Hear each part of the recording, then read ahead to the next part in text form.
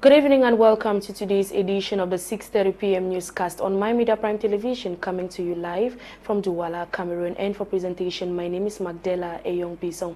We begin the news today with the story right here in Douala, where Cameroonians have reacted to the recent salary increment by the state, as well as the increase in the prices of fuel amidst economic crisis and inflation. Eileen Sama spoke to some Douala city dwellers and then compiled the following report for us.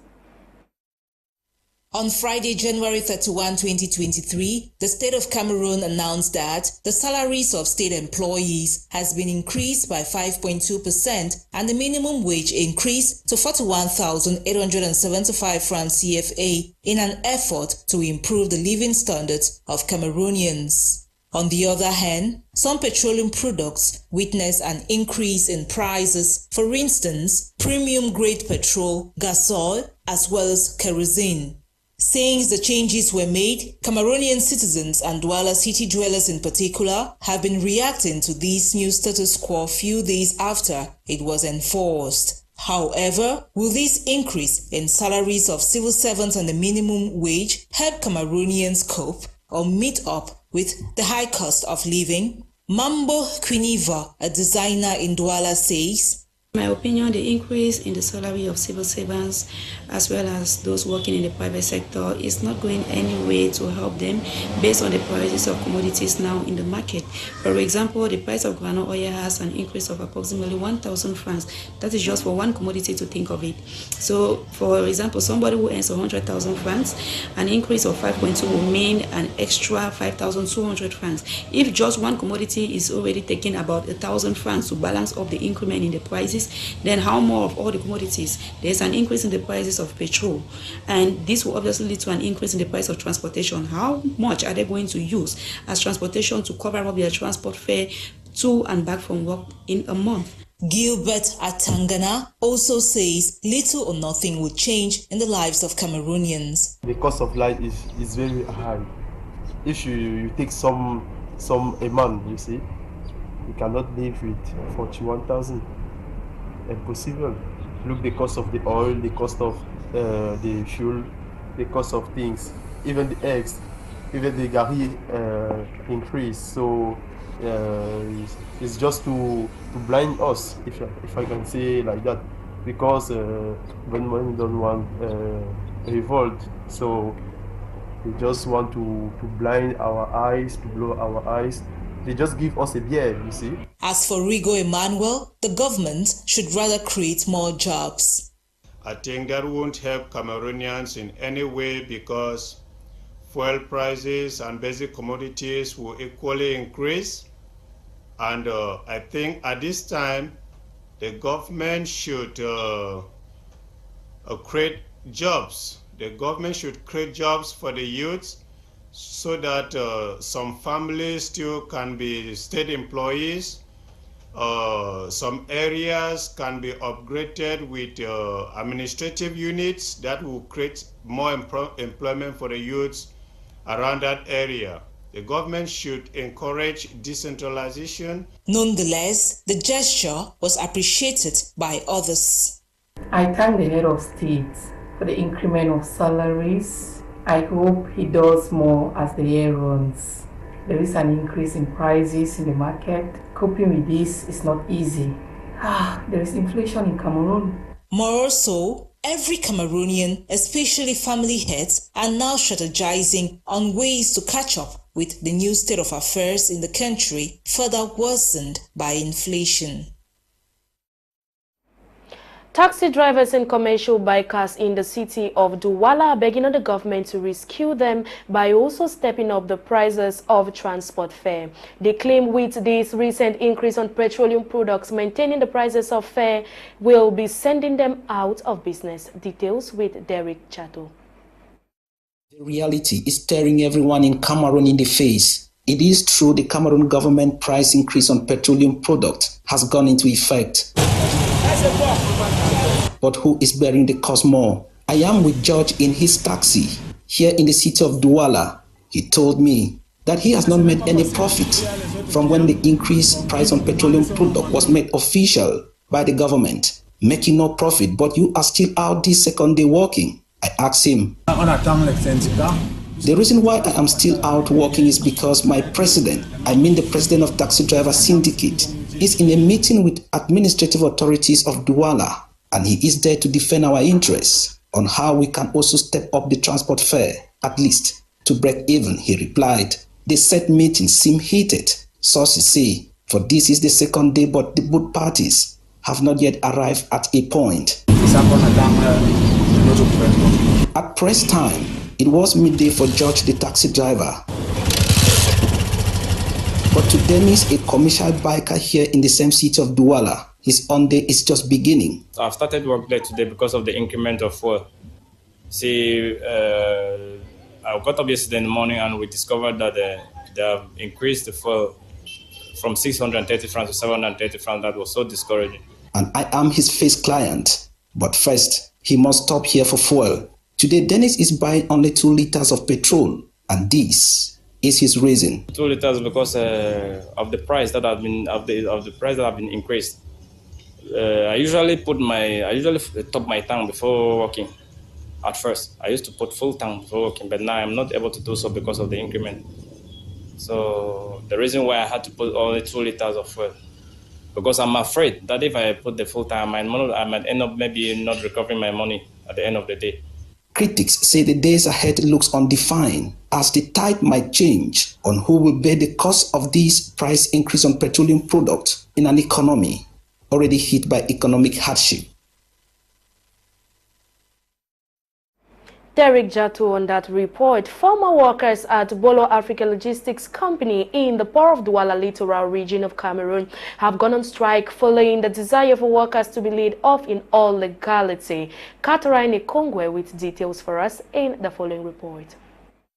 Dressed in black to show their dissatisfaction, former workers at the Bolore African Logistics Company in Douala, littoral region of Cameroon, have gone on rampage following the non-payment of their benefits. Their demands, according to sources, is also provoked by the sale and transfer of ownership of the Bolore African Logistics Group to MFC Logistic and Transport Company. We want clear negotiations to be put in place by the government for those who are leaving the company and those who wish to stay. The over 408 workers who are protesting have subscribed to Section 42B2 of the Cameroon Labour Code through a letter to the Labour Inspector in the city of Douala by expressing their desire to be laid off in all legality with payment of their benefits. The strike action, according to the workers, is intended to spur the government to intervene and ameliorate the plight of these former workers of the Bolore African Logistics Company. At least 9 persons have died following a ghastly motor accident that occurred along the Edeya-Douala highway in the littoral region of Cameroon. The accident, which occurred on February 1st, 2023, involved a collision between a truck and a small Corolla vehicle. Ivona with details for us in the following report. There are a total of 9 victims who perished in the ghastly motor accident along the Edeya-Douala stretch of road. The accident occurred Wednesday, February 1, 2023, in the locality of Misoletu, situated between Edeya and Douala in the littoral region of Cameroon. According to reports, the accident occurred following a collision between a Corolla car coming from Douala and a flatbed truck coming from an opposite direction. The collision resulted in a tragic death toll of 9 persons on the spot who were on board the Corolla vehicle, with 5 others sustaining severe injuries and other casualties recorded.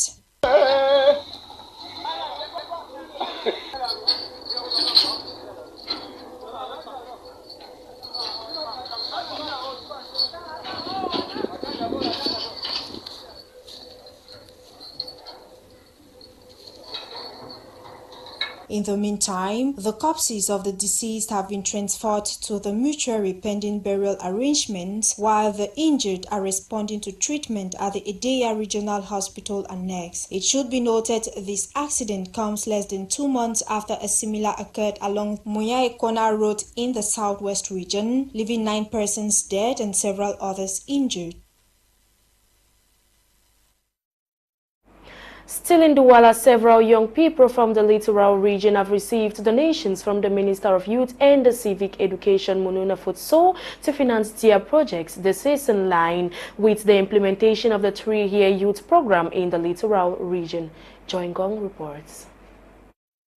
It was at the Melong Town Square in the Mongo Division on Monday the 30th of January where these young people received gifts from the hands of the Minister of Youth and Civic Education. The beneficiaries were carefully selected from the 4 corners of the littoral region within the framework of the program dubbed Village Pionnier Jeune. While addressing the young people, Minister Mununa Futso urged them to be more responsible, reminding them of the important role they have to play for the emergence of Cameroon. They have the tools, the necessary skills to succeed in their project and participate in the promotion of made in Cameroon, to enforce social policy, and then have really capable of the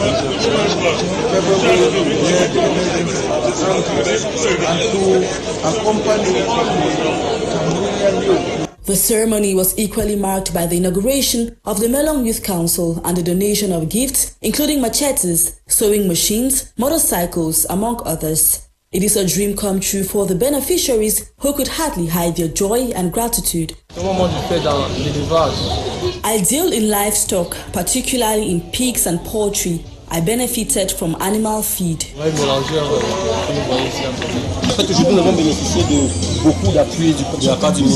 have benefited a lot from the minister, among which are 46 bags of grain, machetes and others. I think this time around, we will move from subsistence agriculture to industrial agriculture. The event witnessed the presentation of gifts to the minister by the Mongo divisional authorities and the issuing of biometric cards to young people. As a reminder, the Mongo division remains one of the strongholds of agriculture in Cameroon. It is up to the beneficiaries to make good use of their gifts to develop the agricultural sector. Some members of the Rapid Intervention Battalion unit with the French acronym B have been spotted carrying out free consultation and surgical procedures on some 1,500 patients suffering from cataract. Meanwhile, 258 of these patients were operated upon, amongst which 138 regained their sight, as we hear more from Dolly Ngonde.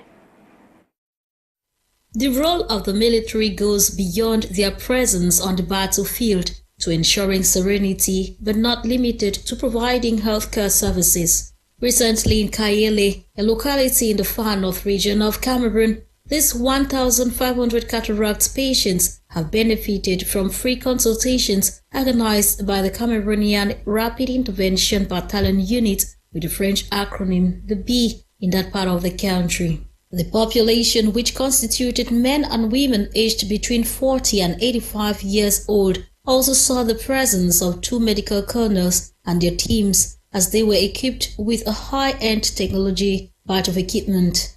Meanwhile, the procedures were also carried out in the presence of administrative authorities headed by the senior divisional officer of the Mayokani division, as the 258 patients who got operated upon registered a total number of 138 of them regaining their sights, while medications were equally given to them for follow-up treatment. According to Colonel Dr. Nvogo Allen, health assistant for the coordination of the B, patients who have been operated upon on both sides would be closely monitored until they regain their sight.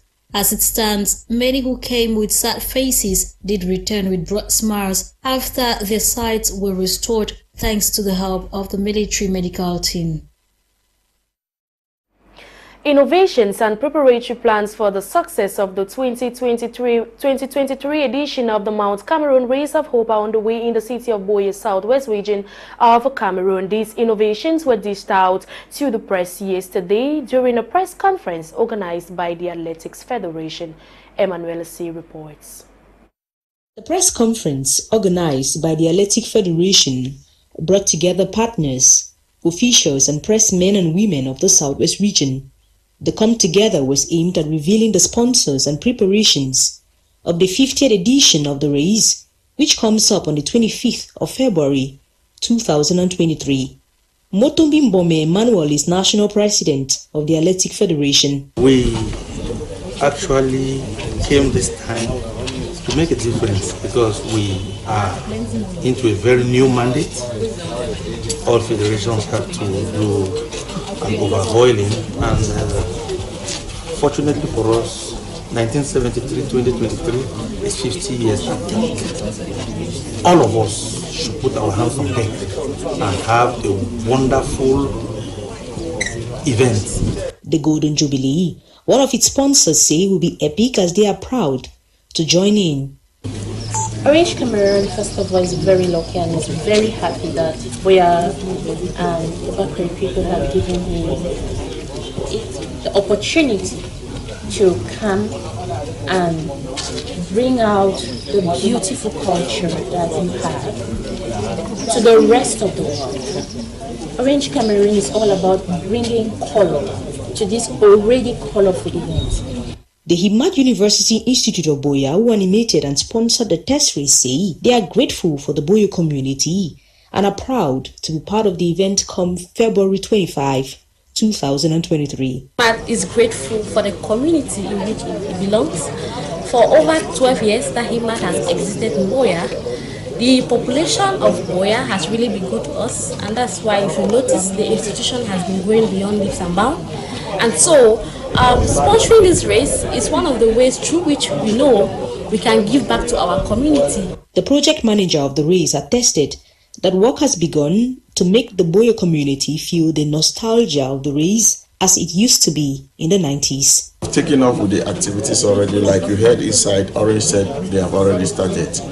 If you look closely, we have already started putting the banners of the race, announcing the race of hope for 2023. And from today, you're going to feel what Mount Cameroon race is all about. The Mount Cameroon Race of Hope, which started in 1973, has for 50 years welcomed national and international athletes to challenge the chariots of the gods.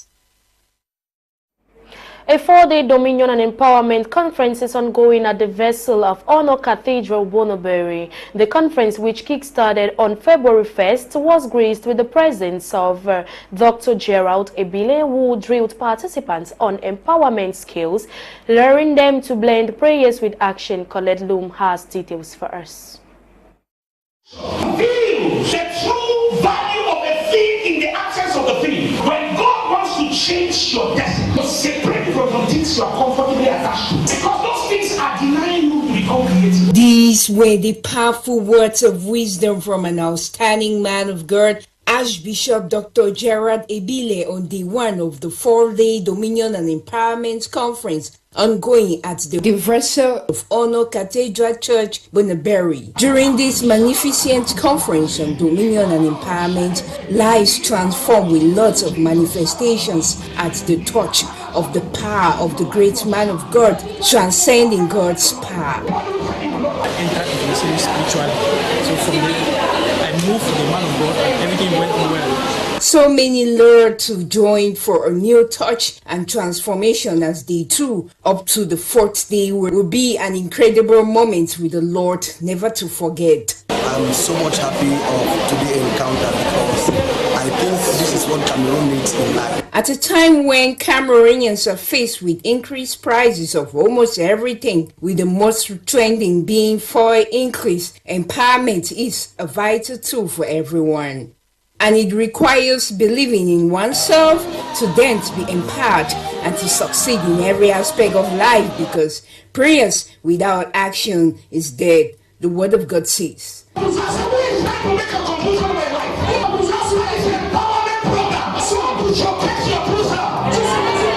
This conference was particularly designed to impact young men and women and to prepare them for the challenges ahead. We are at the beginning of the year and we just finished our 21 days fasting and prayer, and prayer is not everything.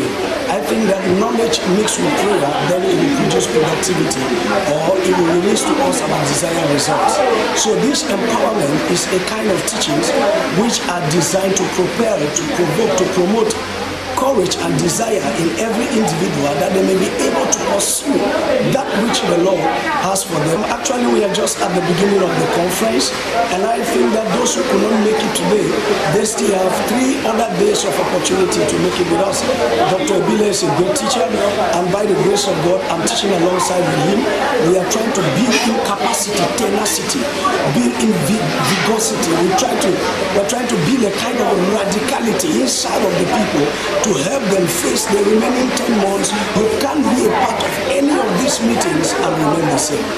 Everyone is therefore called upon to make it an aim to partake in this once-in-a-lifetime transformative conference at the Vessel of Honor Cathedral behind the Mbingo Annex Hospital, Bonaberi, and be empowered for a positive change.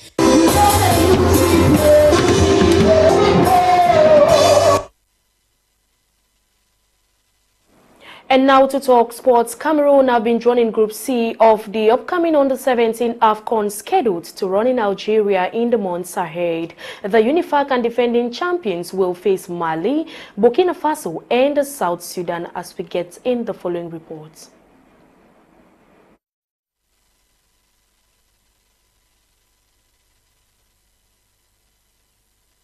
The Cadet Lions of Cameroon are the top-seeded team drawn in Group C of the Under-17 African Cup of Nations scheduled for Algeria this year, alongside Mali, Burkina Faso and South Sudan. Cameroon is among 3 former champions who will play in the same group, and it should be noted that the Baby Lions of Cameroon are defending champions of the Total Energies Under-17 AFCON. 2-time winners Cameroon and Mali will meet in Group C following Wednesday's draw in Algeria's capital city, Algiers. And the tricky group also includes former champions Burkina Faso, with Sudan just making their debut. Cameroon picked up a qualification ticket to the finals of the tournament as UNIFAC champions on home soil last month by defeating Congo and the Central African Republic to pick up the first ticket from the zone of qualifiers. Host nation Algeria were placed in a tough group against giants Senegal, Congo and debutants Somalia in Group A. 2-time Under-17 AFCON winners and 5-time world champions Nigeria are in Group B, and so the Golden Eaglets will face Morocco, South Africa and Zambia in Algeria's city Constantine. The draws was conducted by CAF Director of Competition Kaed Nassar and African football legends Ibrahim Bekakshi of Algeria and DR Congo's Heritai Lunga. The tournament is scheduled to run from April 29 to May 19 in the cities of Annaba, Algiers and Constantine, and will feature footballers born on or at Algiers, the Chadid Ham Laoui Stadium in Constantine and the May 19, 1956 Stadium in Annaba. The 4 semi-finalists of the Under-17 AFCON will automatically qualify for the World Cup to be played later this year. Some match day 4 games of the 2022-2023